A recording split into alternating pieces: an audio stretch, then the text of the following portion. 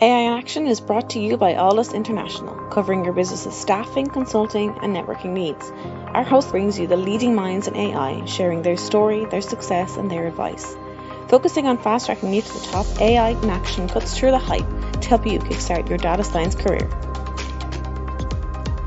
To listen to the latest AI in Action podcast, head over to www.alldus.com/podcast or subscribe via iTunes, Stitcher, or Google Podcasts. Hello and welcome to another cybersecurity episode of the AI in Action podcast. I am your host, John Petherbridge. In today's episode, I'm speaking with Richard Nealon, a seasoned information security and risk professional who was once on the board of directors at ISC² and is now a member of the board of trustees at SABSA. There is very little Richard hasn't experienced in this industry, and in this episode, he shares his thoughts on the value of ethics in cybersecurity. How I got into cybersecurity was, I suppose, by the back door. Back in the day that I joined the security team, first of all, the word cyber didn't exist. It wasn't even heard of at that stage. But I came from a comms background, and when I basically had differences of opinion with my manager at the time, and they were looking to get rid of me, and I was looking for a move.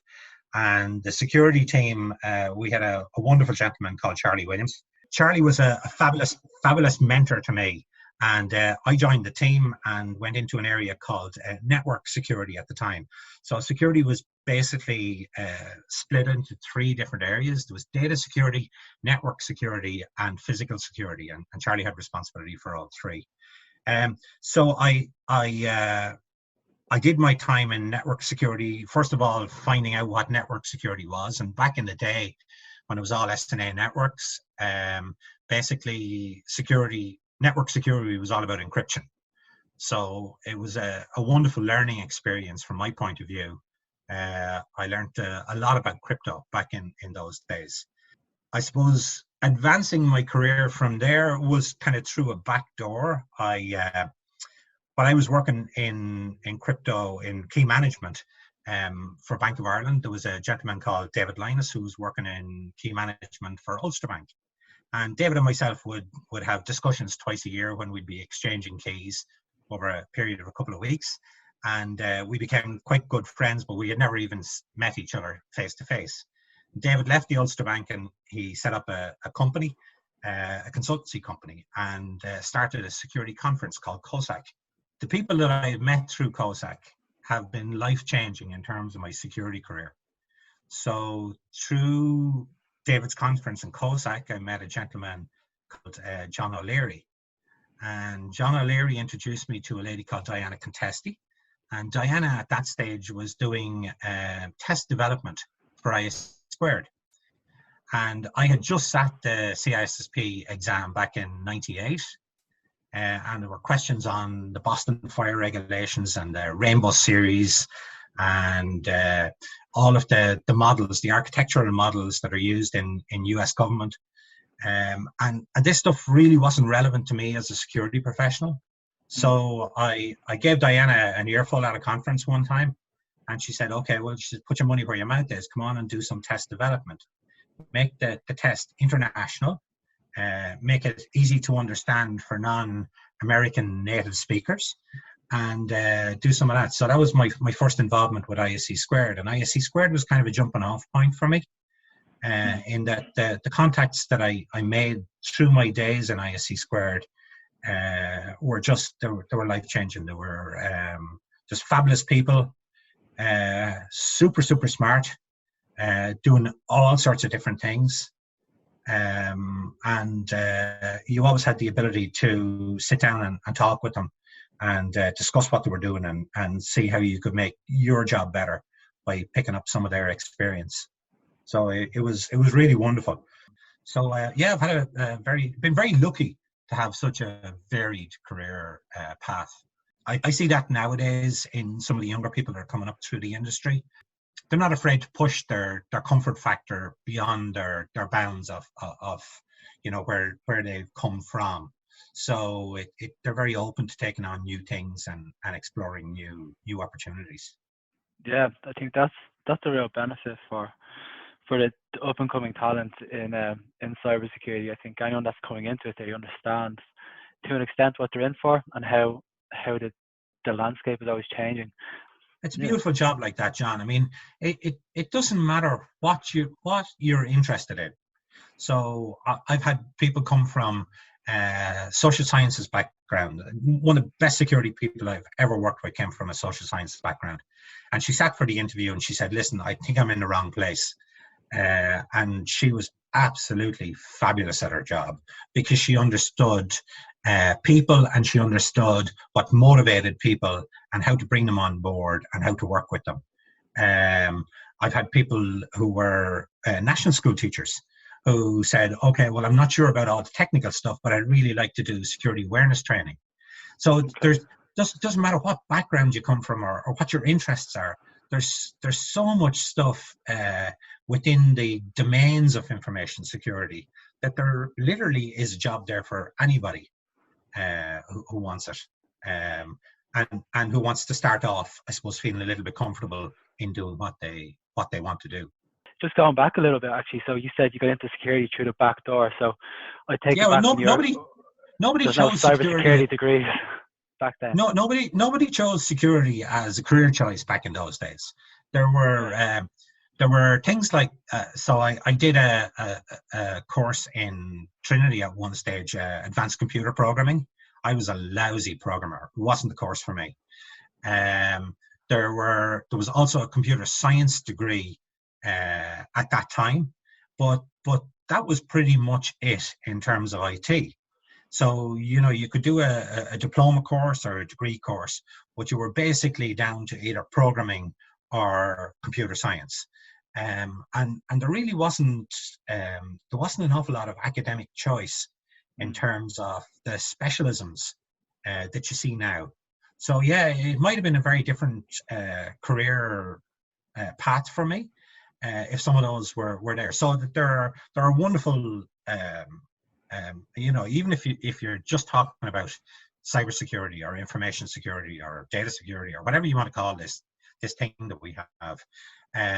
If you want to just look at that particular specialism, there's courses all around the country and all around the world that you can do at distance learning if you want to. In that, I mean, at the time that I was looking at academic courses, there was a degree course in Royal Holloway. That was the only one that I knew of at that time. In a specialism in information security. That's been running for a long time, that one. Yeah, that's been running for a long time. And I know a lot of people that have that. Yeah, it's really good. Yeah, and it's a fabulous course. I know a lot of the people that are involved in it, and it's just a fabulous course. And I know a lot of people who have done that master's degree in terms of distance learning. But in terms of bachelor's degrees, I think at the moment there's very few courses at the moment that focus on specific areas. I know there's one up in Institute of Technology up in Letterkenny that focuses on it, but very often what you find in our business is that information security is kind of lumped in with forensics. So it focuses on it from a forensic point of view. And that's fine, but it looks at it from a technical point of view rather than as a kind of a holistic thing. It's nearly technical training rather than education, if you know what I mean. I'm not to say those things they're definitely wonderful things to have, and that's only me looking at it from an outsider. But that's the impression that I get, and I may be completely wrong on that. Do you know what? I think there's so many different ways to enter cybersecurity, and you've proved it the way you've entered it is still a way to enter it today. It's similarly going from a technical role and evolving it and sidestepping into cybersecurity, or going through the various different courses you could do, and apprenticeships you can do in cybersecurity also. There are some interesting ways to get into it. I think it's about just finding the right way to get in for the individual. Like you said, there's people that will come from a teaching background and they'd like to get into cybersecurity training, or someone coming from a project management background, they'll get into some implementation of 27001, that sort of stuff. Absolutely. And just going back to Charlie and myself, when we were when we were trying to recruit people into cybersecurity, there were two things that we used to look for. One was a passion. So people who were passionate about doing anything that they set their mind to. So, if they like doing hill walking and they were passionate about hill walking, that was kind of a good tell for us. And the other thing that we loved were people who played chess and people who did crosswords. Oh, okay. Because they were lateral thinkers. They thought in a different type of way. And I mean, it sounds stupid to look at those two things as being key tells or key issues that you were looking for, but they served us very well in terms of recruiting a great team at the time. Yeah, that's interesting. Yeah, you had your own criteria for your team. Those were our criteria. It really doesn't matter. We took on people with degrees in geography.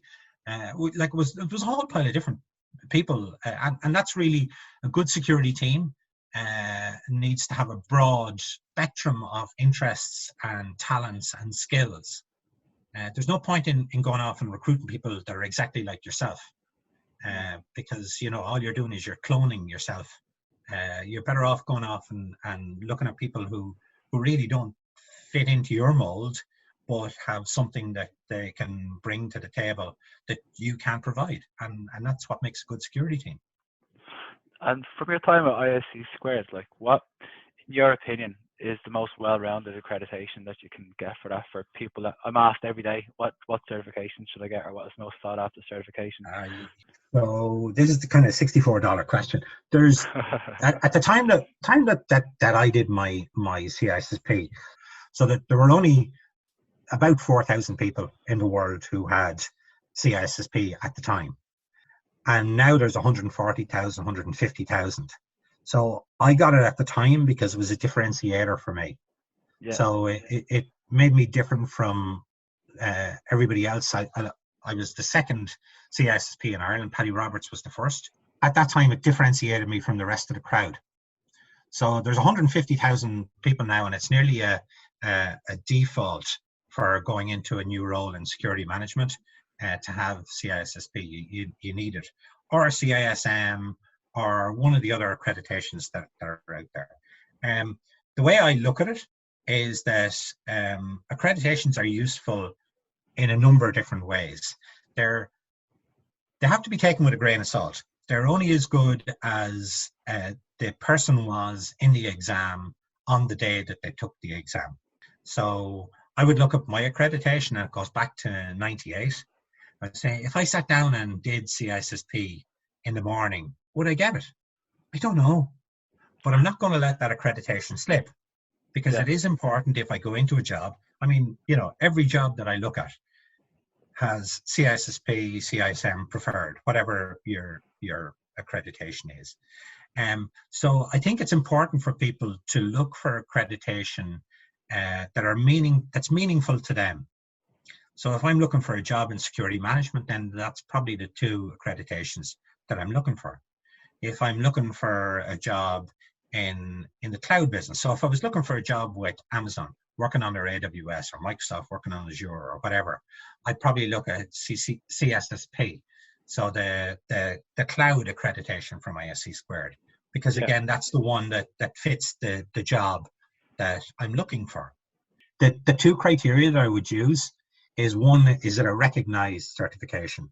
So if I said, to you that I'm a certified, whatever the acronym is, and you say, well, I have no idea what that is, then it's really not much use to me, because it doesn't give you any perspective of what my skill set is.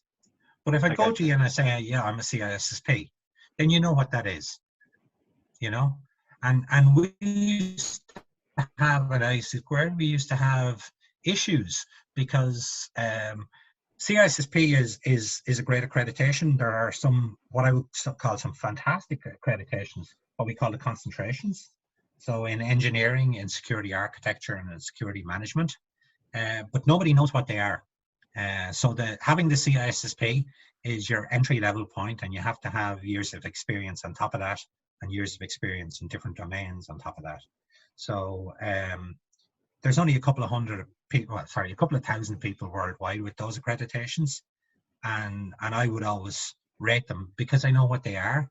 But most people, yourself, you wouldn't be aware of what an ISSMP is. But exactly. It means nothing to you. But I say I'm a CISSP, you know exactly where I am. So you have to make the accreditation relevant to the job that you're looking at, and also then you have to make it relevant to you and your career path. I'll do a little bit of a sidestep here. So we're in our kind of previous chat just before we kind of came to lock in the podcast episode. We're talking a little bit about ethics and cybersecurity. And I guess just the importance of it. Like a lot of roles, ethics plays a big part in it, whether it's like the fire brigade or the guards. You shed a bit of light on it previously, just around how the ethics are different in cyber, how it's so important in cybersecurity. But there's a few different angles that you highlighted that I thought were interesting. Yeah, I think there's a couple of things about it, and again, this is one of the values of some of the certification programs that's often overlooked. So as I say, if you sit a certification, you're only as good as you were on that particular day at taking that particular test. But if you have the certification, you also have to abide by a code of ethics. So it doesn't matter whether it's an ISACA certification or it's an ISC squared certification. You have a code of ethics that you have to abide by. And that's a really, really important thing for an employer to understand as well. So the employer knows that if you breach that code of ethics, you risk losing your certification. You won't be able to, so if I breach the ISC squared code of ethics and somebody made a complaint against me and the ethics committee upheld that complaint, then I can never become an ISC squared member or hold one of their certifications again. Okay. So there's a lot of investment that people make in their certification programs, whether it's to do with training or whether it's to do with their annual maintenance fees and keeping up their CPs, and there's a lot of personal investment in it. And for somebody to take away that certification, it focuses the mind. So I particularly love the ISC squared code of ethics. It was founded back in, I'm going to say probably the late 70s or early 80s, and it hasn't changed much since then. Very, very simple. 4 canons of ethics: protect society, the common good, necessary public trust and confidence in the infrastructure. And that's the first canon. Act honorably, honestly, justly, responsibly, and legally. Provide diligent and competent service to principals, and advance and protect the profession. I think the simplicity of it just helps it just carry on. The simplicity of it is double-edged. Sometimes because it's simple, people say, well, there's not much in there. And yet the simplicity of it means that it's very easy when you sit down and you read those canons to, if you're conflicted in any way, to understand exactly where you stand in the code of ethics, because ethics is a kind of a gray area. People would love it to be black and white. So there's a right way of doing things and there's a wrong way of doing things, and there's nothing in the middle. But very often we have to make decisions through our career, through our work, that fall into that gray area where you have to question it yourself and you say, am I doing the right thing? So a great example, and one that I love to bring up when we look at ethical dilemmas, is the Snowden thing.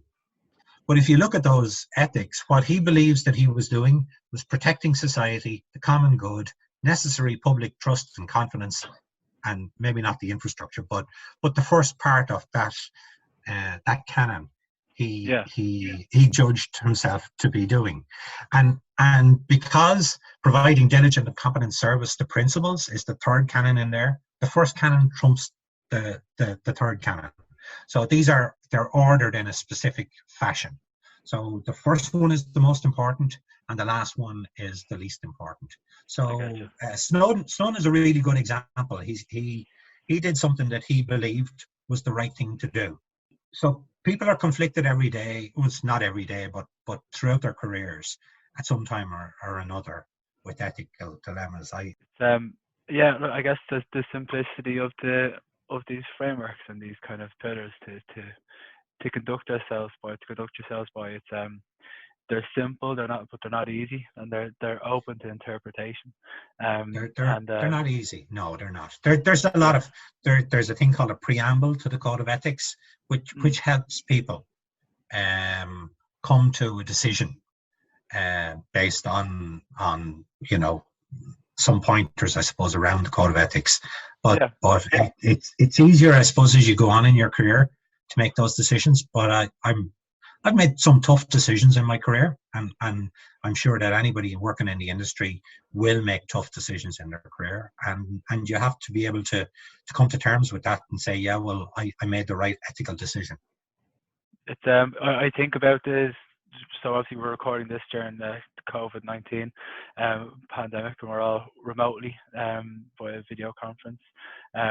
It'd be a lot of people are starting jobs during this time. Yeah. It's just this crazy time to start jobs. My sister just started a job remotely a few weeks ago, and it's a funny time with listening to her onboarding. It's interesting, I'd imagine, for people starting cybersecurity jobs now during this pandemic. And if you're entering your career in cybersecurity at the moment and everything is remote, I guess from your perspective, if you were onboarding someone in that position into a cybersecurity team, or if it was someone that was coming out of college or starting cybersecurity right now in this pandemic, what advice would you give to them? Yeah, it's a really tough time to be starting, all right, and especially somebody who's starting like. It's easy for somebody like me. I've been around the block a whole pile of different times. I've worked in different environments for a lot of different bosses over the years, and it's easier. I'm easier able to adapt now. But from the other point of view, I'm in the older cohort age-wise, and I've pretty much worked in an office for a lot of my life, and even my previous job.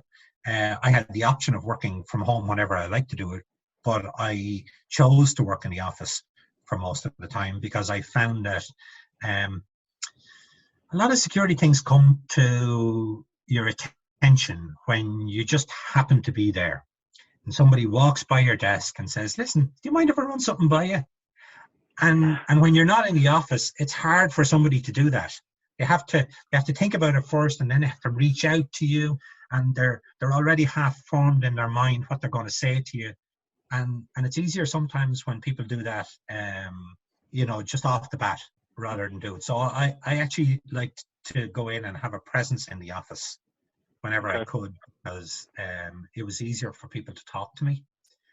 I think one of the most important things in the information for information security professionals, and this maybe comes back to the ethics thing as well, and it links in with it, is for people to be able to trust you.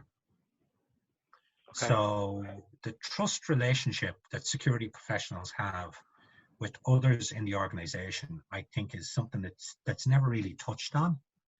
I always associate good security professionals with people that you can trust. In the same way as that person who had the ethical dilemma said, do you mind if I run something by you? And they were quite happy in opening up to me because they knew that I would never identify who they were.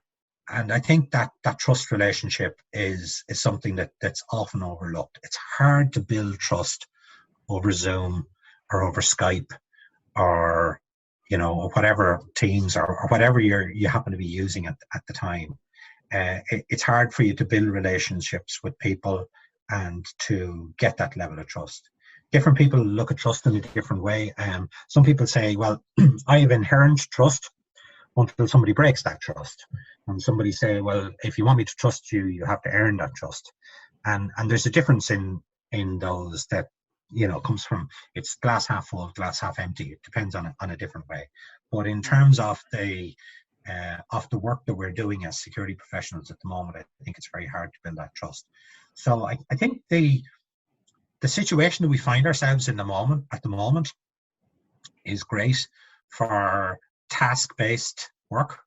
So if you have a number of things that you have to do, where you're running a project, or where things are basically laid out in terms of tasks.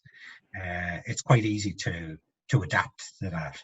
But where you have to spend some time, maybe thinking and strategizing and stuff like that, it's a little bit more challenging in that it's harder to see how those things are being done. So it very much depends on when people are taken onto a team, what they're given to do. Because the last thing you want to do is to take somebody onto your team and have them sitting there for the next 2 or 3 months, not being functional, not being able to add much to the team. I know my daughter's team at the moment, they have a meetup every Friday drinks on Zoom. And they sit down from 5:30 in the evening till 11:30 at night, having virtual drinks online, and that creates that team building aspect, I suppose, that they don't get from interacting on a daily basis with the people that they're working with still. Yeah, there was a lovely quote that I heard the other day. I was on a webinar, and one of the guys in the webinar said, people don't care how much you know until they know how much you care. And I thought it was a lovely way of looking at the crisis that we're in at the moment, and saying that the team leaders have a responsibility at the moment to put in that extra mile and keep their teams motivated, to make sure morale is up, to make sure that people understand what they have to do.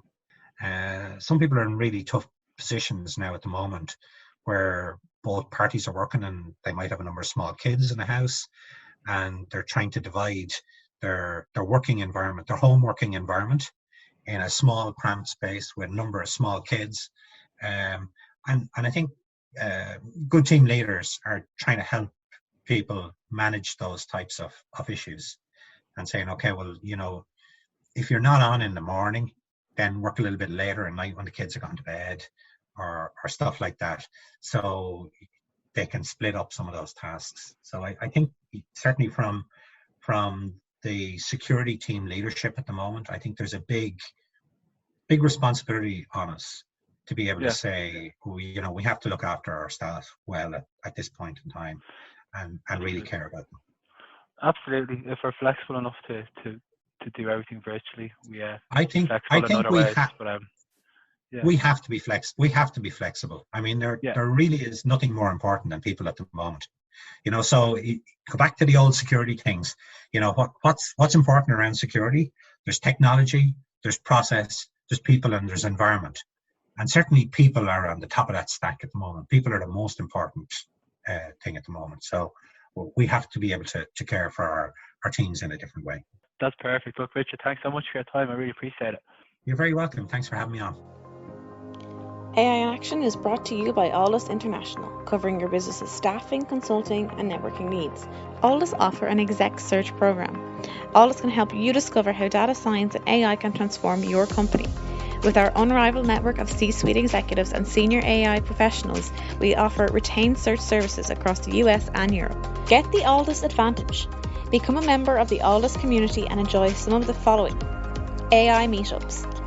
Once a month, our community gathers to listen to some of the leading experts in the world of data science and AI. Our speakers come from all over the world, including Dublin, Boston, and Frankfurt. We also have our AI mentors. Our experts will provide mentoring to Alldus members.